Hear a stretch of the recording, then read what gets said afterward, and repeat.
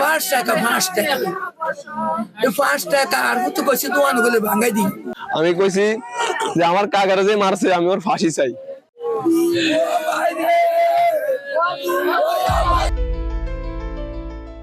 লক্ষ্মীপুরের রামগঞ্জ উপজেলায় বড় ভাইয়ের মারধরের পর প্রবাসী এক যুবকের মৃত্যু হয়েছে। গতকাল শনিবার রাতে উপজেলার করপাড়া ইউনিয়নের উত্তর বদরপুর এলাকায় এ ঘটনা ঘটে। নিহত যুবকের নাম আলমগীর হোসেন। দীর্ঘদিন সংযুক্ত আরব আমিরাতের দুবাইয়ে কর্মরত ছিলেন আলমগীর। সম্প্রতি ছুটিতে দেশে আসেন তিনি। আমি হত্যার বিচার চাই। আমার স্বামী কারো সাথে বেজাল করে না। আমার স্বামী আইসে তাই নিরোগী বাবার আদর দিতে পারি। আমি দিলে মায়ের আদর পারি, আর কিছুই পারি না। আলমগীরের স্ত্রী সাবিনা ইয়াসমিন জানান, তার শ্বশুরবাড়ির একটি বৈদ্যুতিক মিটার যৌথভাবে ব্যবহার করে আসছিলেন আলমগীর ও তার বড় ভাই খোরশেদ আলম।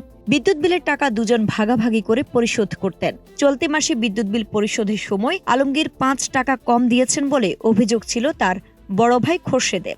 গতকাল সন্ধ্যায় এলাকার একটি চায়ের দোকানে বিষয়টি নিয়ে দুই ভাইয়ের ঝগড়া হয়।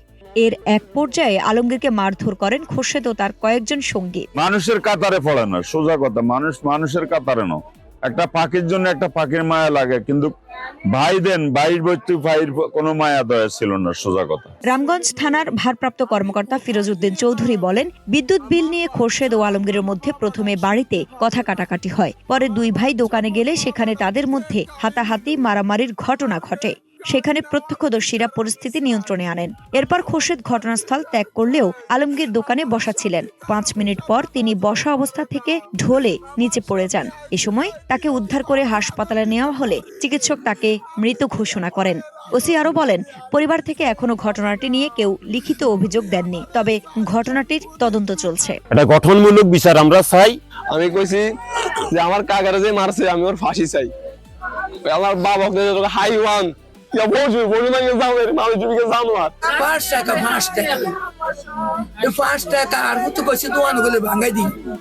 এটা বিল দিয়ে 5 টাকা কিলো কম দিন। আমি আমার 7 জন খুনের বিচার চাই। আইরিন হাসান, নাগরিক প্রতিদিন।